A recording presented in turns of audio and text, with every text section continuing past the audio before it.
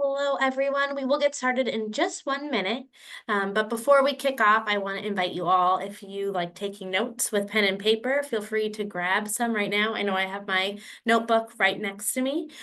Or if you take notes a different way, feel free to get that all set up for this exciting event.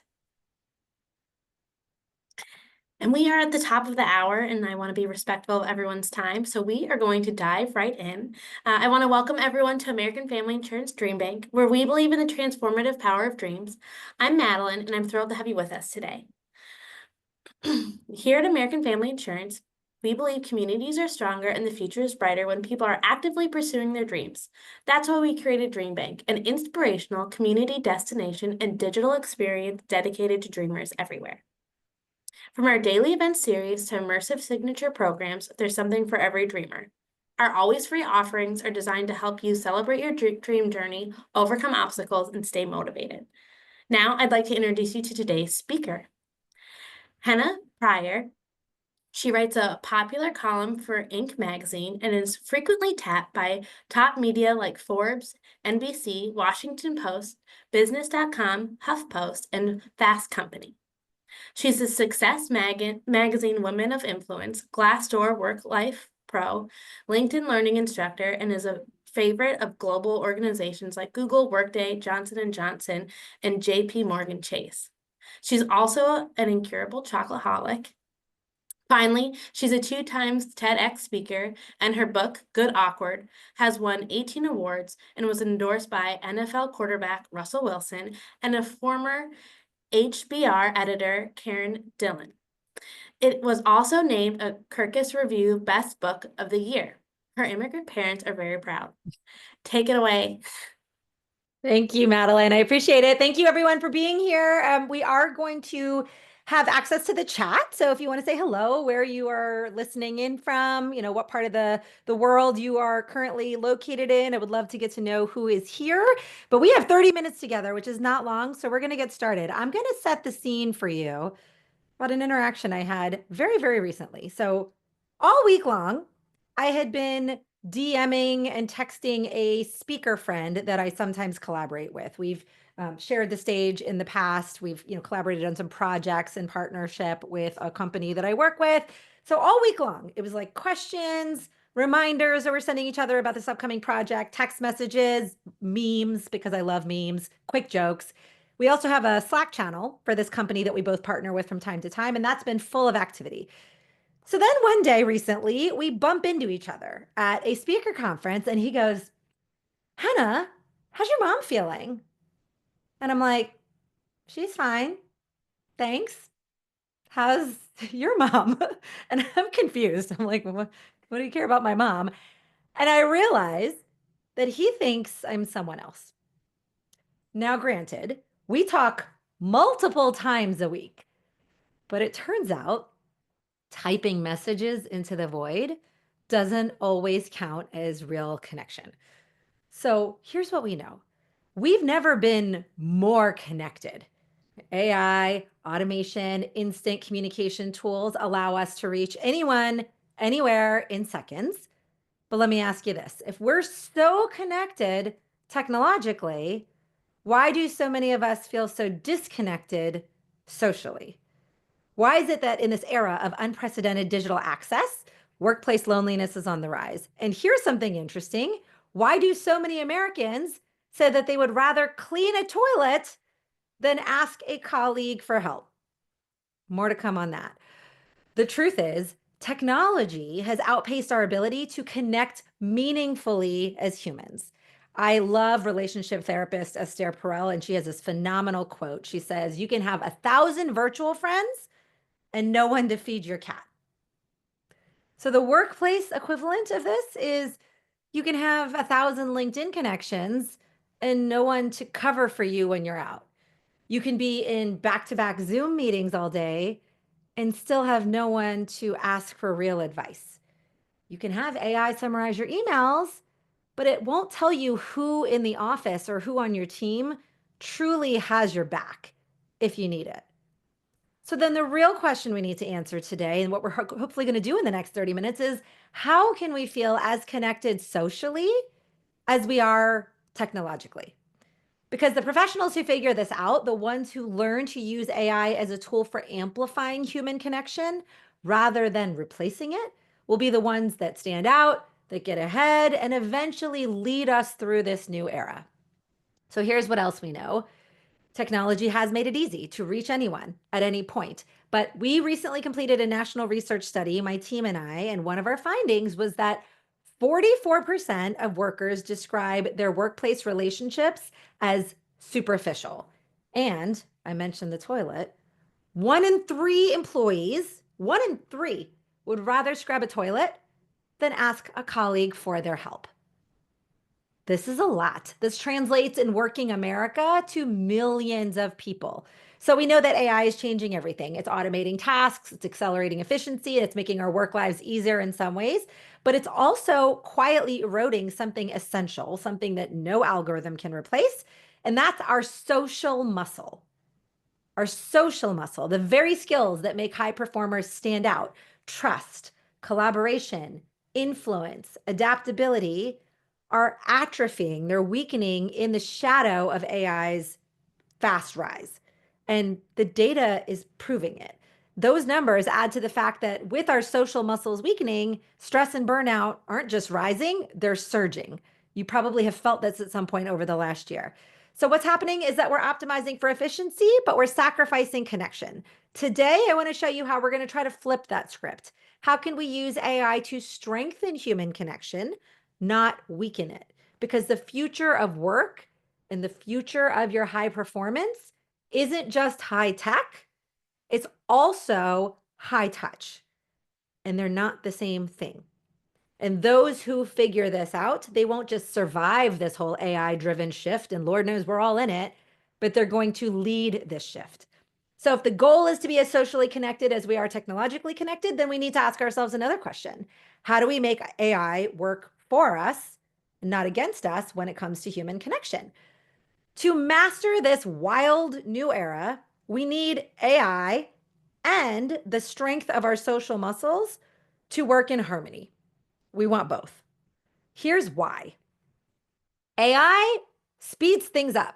It does. I use it every day, but trust still takes time. We can automate responses, but we can't automate relationships. AI can absolutely enhance communication, but it doesn't replace connection. It can predict what you might say, but it can't read social cues, and it can't replicate true perspective taking or empathy. So I always laugh. My daughter's almost 15, and sometimes we're having a conversation, and all of a sudden in the middle, she'll stop and say, "Mom, are you mad at me?" I'm like, "No, this is just my concentrating face." Right? AI can't read social cues. It's just not that great at putting you in other people's shoes, because people don't always do what they do for rational reasons, and people can misread us. AI also makes decisions efficient, but true influence still comes from people. So have you ever in your life been presented with an idea that logically made perfect sense? You're like, "Yep, the data is there, but nope, I just don't want to do that. I just don't want to. It's not for me." It's not a rational decision, but it's one that you've made for a variety of emotional reasons, instinctual reasons. And no matter how hard these brilliant AI programmers try, you just can't build real emotional buy-in from a chatbot. The most successful professionals today will be those who use AI to intelligently amplify their interpersonal strengths, to turn the volume up on them, not diminish them. We're going to talk about lots of concrete ways how we're going to do that.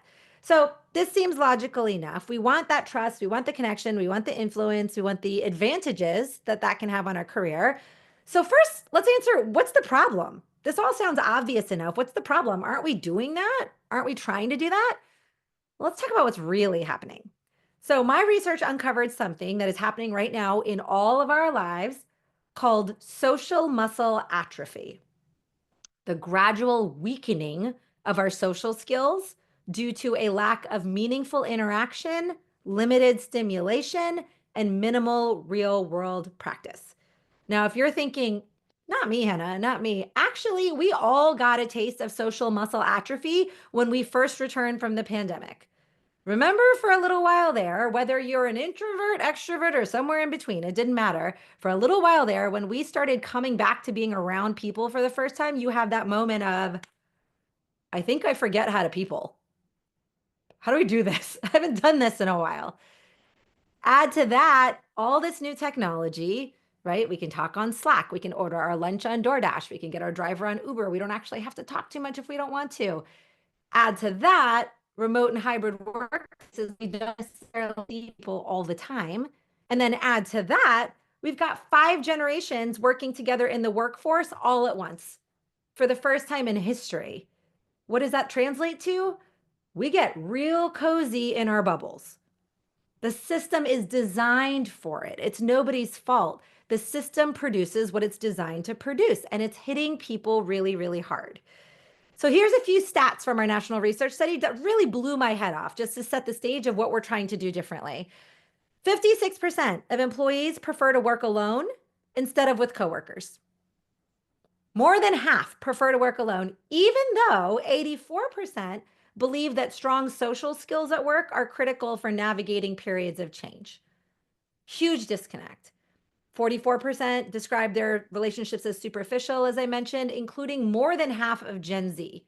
More than half of Gen Z says these work relationships, I don't really deeply trust this person. We're not like really close. It's just whatever. It's whatever. By the way, whatever doesn't make you want to stay at a company, right? Superficial relationships are not great for wanting loyalty and belonging. And then 65% of people who work remote or hybrid, of course, shock, say relationship building is harder than ever, which isn't surprising because, bonus stat, 63% say that technology makes it harder to have meaningful social relationships at work, including 3/4 of baby boomers. Boomers didn't grow up with this stuff, so they have a really hard time with this stuff, which means that AI, if we're not careful, is accelerating this problem because we're using it to replace interactions instead of supporting our relationships. But of course, we know that this isn't going away. AI is not going away. So we need to find a better and more intentional way to work with it. We need to make a mindset shift, first things first, before we get into tactics. So before we get into the tactics, as surprising as this may sound, AI, when we use it creatively, can actually help us strengthen social muscle. AI doesn't have to be the enemy of human connection. It can actually be its biggest catalyst. How? So I get to study high performers for a living, and here's how high performers are using AI to strengthen and not replace their social muscle. And first, I'm just going to give you a couple summary ideas, and then I'm going to give you 5 specific tips and tactics. So first thing is AI can be a collaboration igniter.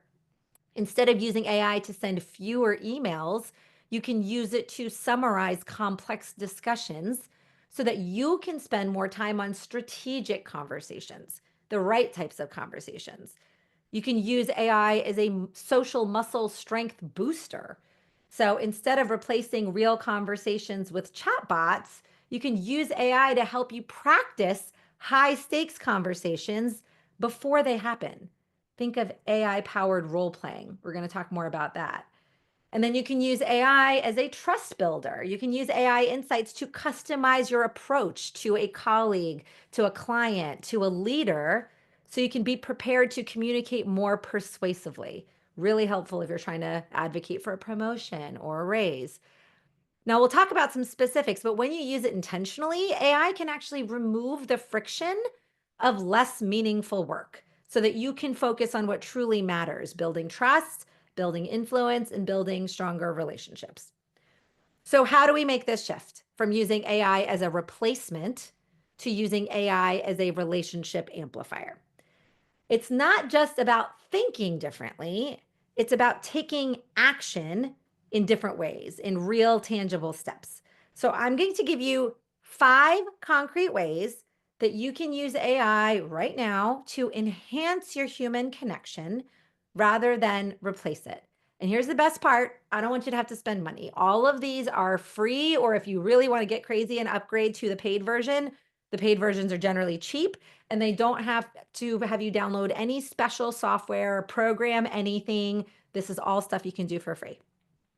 Okay, number 1, and honestly, my favorite use for interpersonal communication in AI is use AI as a role-playing partner.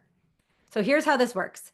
You can use AI, generative AI like ChatGPT or Claude.ai. These are free generative AI softwares. They have a free version. You can use them to simulate workplace conversations. You can say, hey, I'm trying to go negotiate a raise for myself. My boss is someone who tends to be very focused on numbers versus looking at my future potential. How might you suggest that I prepare for a conversation like that? What are some objections that I might get? It will give you examples. It can play boss. You can literally talk to it as though it's that boss. You can do the same thing if you're trying to handle conflict, if you need to deliver tough feedback. AI, you can have it play a role. It will respond to you in real time, helping you refine your message. Sometimes when I'm going into a tough conversation, I'll say, I know that they'll probably react this way, but can you give me 3 other ways they might react based on this scenario that I may not have thought of? It just helps me be prepared for things that might come next. Now, why does this matter? This matters because the most successful professionals practice before high stakes conversations. They always do. But some of us who don't work in offices every day or see our colleagues every day don't have someone to practice with. So AI gives you a low risk way to prepare and show up more confidently. All you need to do is talk to it as though you are you and tell it how you want it to respond as the type of person that you believe you are going to be in conversation with. You can tweak it along the way. I have more than once said things like, can you please be even more stubborn and short with your words? It will listen, right? It will help you refine to be a little bit more accurate for you. All right, number 2, you can use AI powered active listening training. I love this because so many people, I work with high performers all the time, and they're like, Henna, I am a good active listener. I work really hard on my active listening.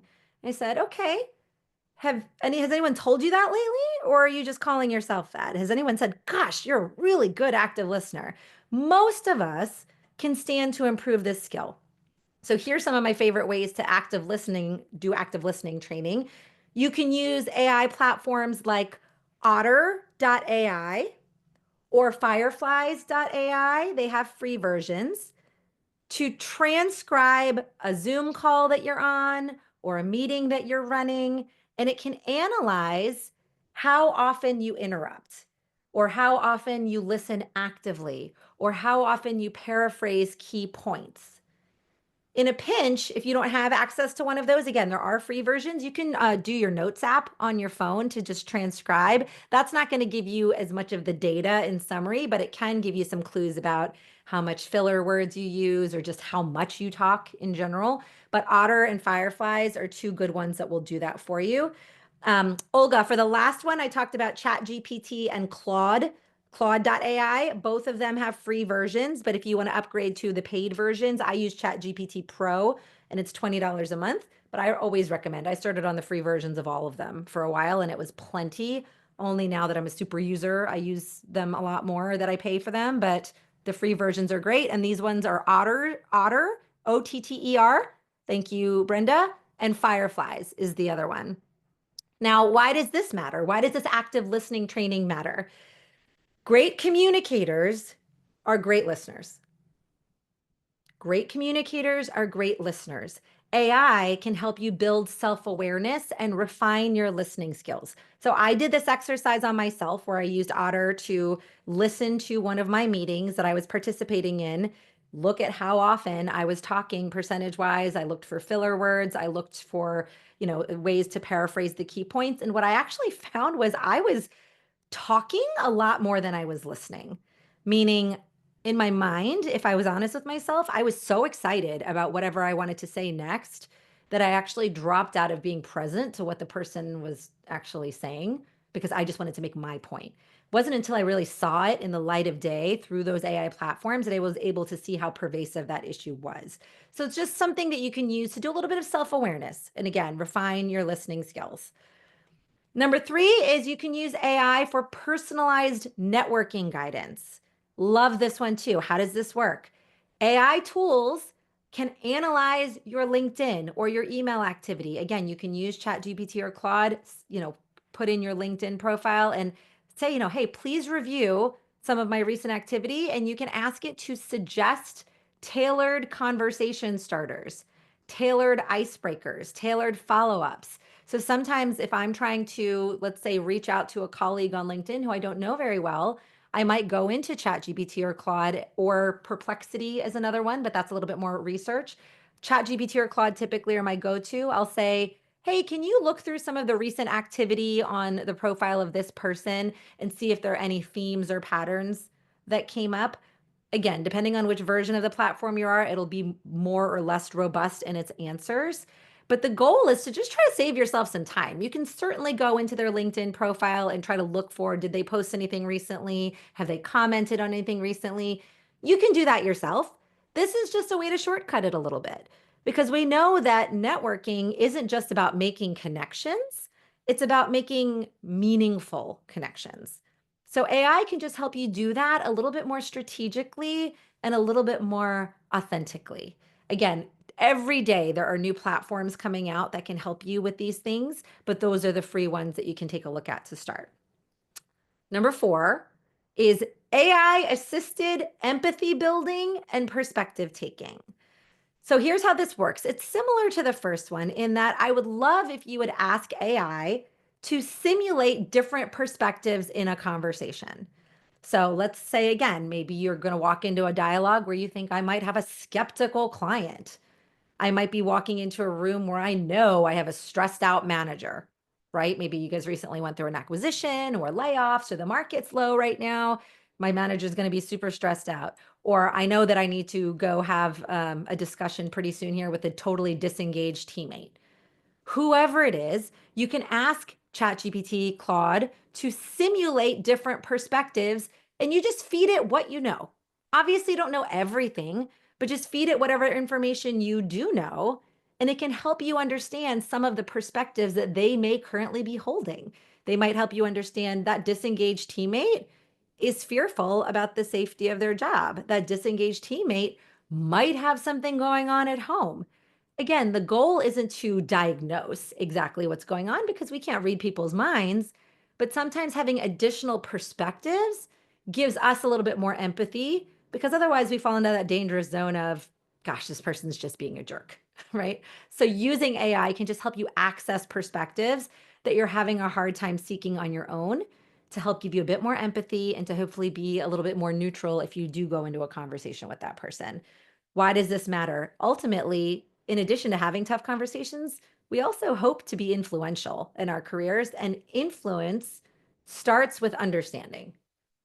We have to start there. What is happening in their world? What might they be going through? If you know that influence starts with understanding, AI can help you see multiple viewpoints before engaging or before responding, making your communication more persuasive and empathetic. It's really, really helpful to just force yourself to get some new perspectives on a situation. I jokingly call myself a spicy Pakistani all the time. Let me tell you what that actually means. It's code for I can be kind of reactive if I'm not careful.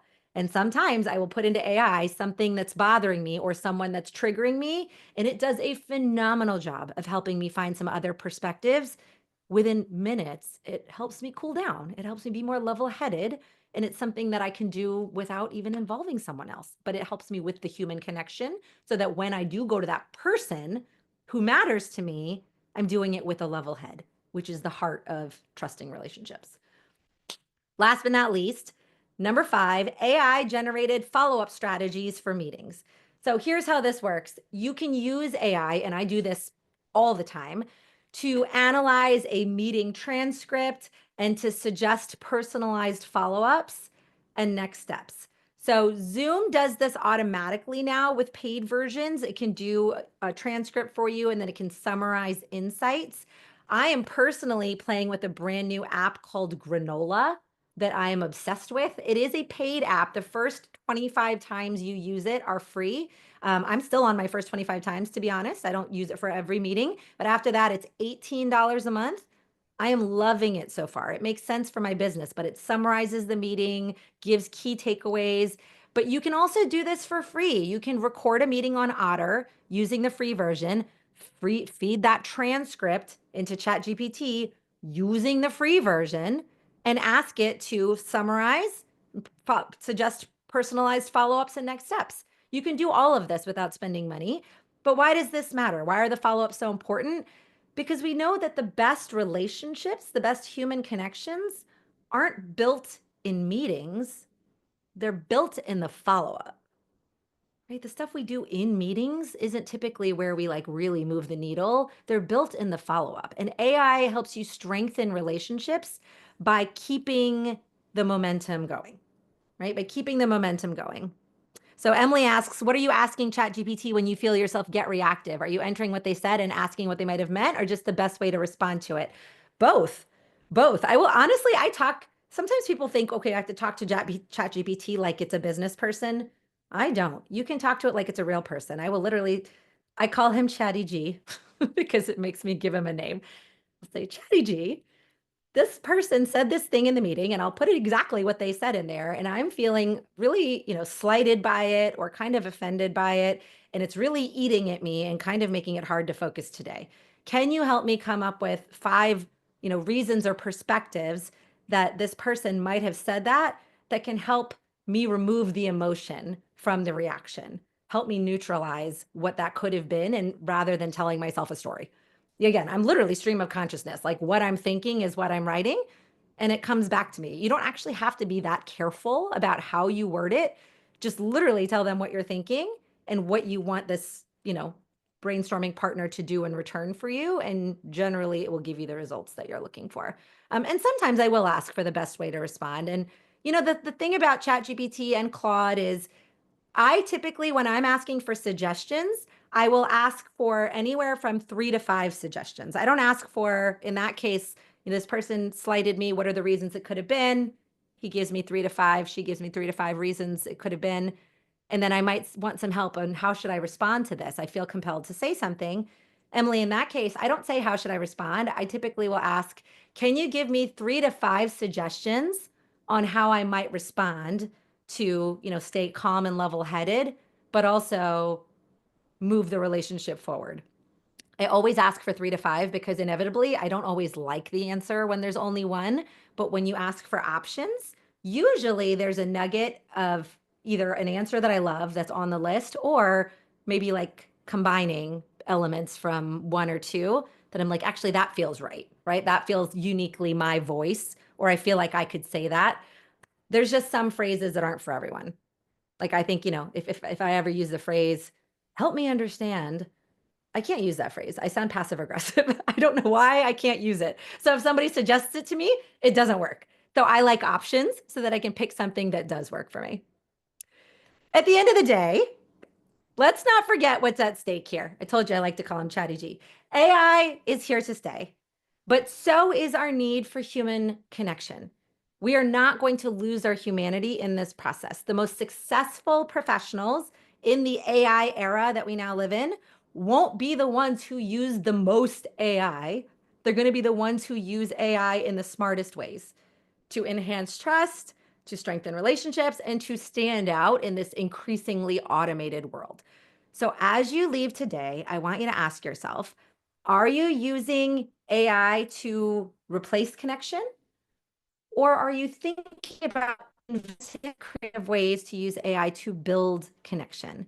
It doesn't need to be either or. Okay, in this case, it's Chatty G and Henna P. We're doing this thing together because the individuals who get this balance right, they're not just going to keep up in the AI era, they're going to be the ones who lead it.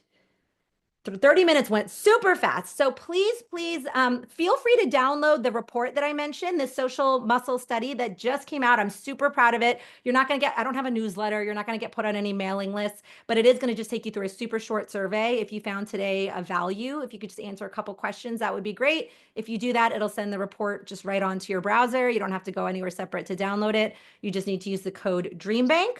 Feel free to connect with me on LinkedIn or Instagram. I would say LinkedIn is my preferred playground, but feel free to connect on both or one or the other. And I'm happy to look to see if there are any questions that I missed. Madeline, do I have a minute to look through the questions? You sure do. Okay, awesome. I will just kind of like wrap up while you're looking. I just want to Yeah. thank everyone for attending and joining us and learning alongside of me. I know my notebook is kind of a hot mess right now, but I was taking a lot of notes and it was a lot of ideas and aha moments for how I could use this and for meetings. And I really appreciate the follow-up tidbit. So until next time, all of our events are on our website. So the same place that you found this one, we have all of our events through March, I believe, and maybe one April one up. But did you see any Yeah. questions in the chat? Perfect. I'll pass it Yeah. back over to you. Yeah, there's one or two. Keith has a great comment, so you guys, I won't read it out, but you guys can all go ahead and read that. So I did see one about storytelling, which I will tell you how I like to use it. So Michelle asks, are you aware of how or if AI can help build connections using storytelling? We could do a whole other session on storytelling and how important that is, again, especially in the era of technology. But I'll tell you, as a keynote speaker, as someone who does a lot of, kind of public service work, I'll tell you how I like to use AI to help me with personally storytelling to make connections. I believe that the best stories are our stories, right? Our everyday stories. I will never climb Mount Everest. I'm not ever going to do an Ironman, right? I don't have stories like that. So my stories are everyday stories. And sometimes in the practice of getting better at telling everyday stories and making connections, I don't always think of them right out of the gate. And so sometimes I will go into ChatGPT and I'll say, hey, I'm trying to teach a group about XYZ. The point is that, we started here and we want to get here. Can you help me come up with 3 fictional stories from the workplace that illustrate that point? ChatGPT will come up with 3, I mean, look, generally dumb stories, like they're super fabricated, it's like a little bit cheesy. But here's what I love about that exercise is by reading those stories that AI comes up with, it almost always reminds me of one of my stories. So I don't tell those stories. I don't write those stories, similar to what Keith said. I don't use them. I like to use my own creative brain, but sometimes it's just like a wriggle free. You need to get unstuck. You need something that's sparking your imagination. In creative work, a lot of marketers have a swipe file, meaning you can't just go onto the computer and start writing. You need something to kind of spark your thinking. To me, using AI to write a story for me, I rarely use those stories, but something about that exercise of it telling me one, I was like, you know what? That did remind me of that one time that thing happened to me at work. It's just a great way to get your thinking unstuck and get the juices flowing. Madeline says the recording will be up by the end of the week. It is being recorded and it will be shared. So if you have any friends that missed this session, please feel free to mention it to them. And I think that's it for questions. So if there was anybody else that had anything that we didn't get to, again, please feel free to link up with me on social or ask it there. I have a lot more to come on this content. So hopefully I'll get to talk to some of you again. And Madeline, I'll turn it to you to wrap it up. Thank you so much. I kind of did my closing remarks. I did Yep. put our YouTube channel in the comments. I will be uploading it hopefully end of day today or tomorrow. So end of the week, pop on. So if on Monday you are looking for a little extra inspiration and want to revisit this, it will be up. But thank you so much for tuning in and learning alongside of me. Until next time, bye everyone. Thanks, everyone. Have a good one.